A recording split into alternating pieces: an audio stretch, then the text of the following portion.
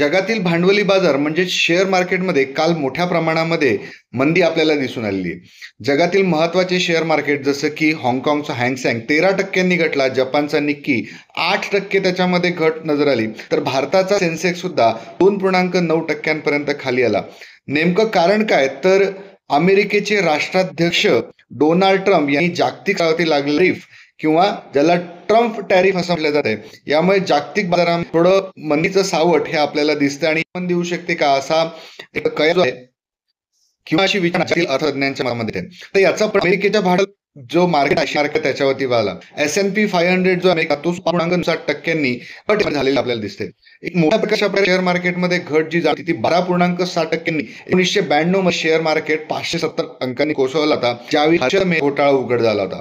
कारण डिसेंबर 1997 आशियातील जो आर्थिक संकट होतं त्यामुळे 28% घट सेन्सेक्स मध्ये झाली होती. तर NDA सत्तेमधून आले 7 मे 2004 जे 1.1 घट ही सेन्सेक्स मध्ये जाणवली होती. आणि त्यानंतर कोरोना महामारी फटका हा सुद्धा सेन्सेक्स बसला होता, ज्यावेळी 13.2% घट ही 23 मार्च 2020 म्हणजे लॉकडाऊन ज्या दिवशी जाहीर झालं होतं त्या दिवशी जाणवली होती.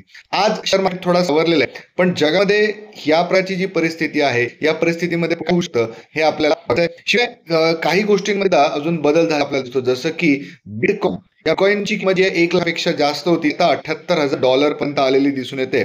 तर जगातील क्रूड ऑइल मार्केट जे आहे किंवा कच्चं तेल ज्याला आपण तो हे सुद्धा कच्चं जे आहे त्याच्यामध्ये किंमतमध्ये घट झाली आहे. $60 आसपास ही जागतिक क्रूड ऑइलची किंमत जी आहे आपल्याला येते. तर पुढे याच्यावरती आपण भाष्य करूया नेमकाचा पण आपल्या अर्थव्यवस्था काय.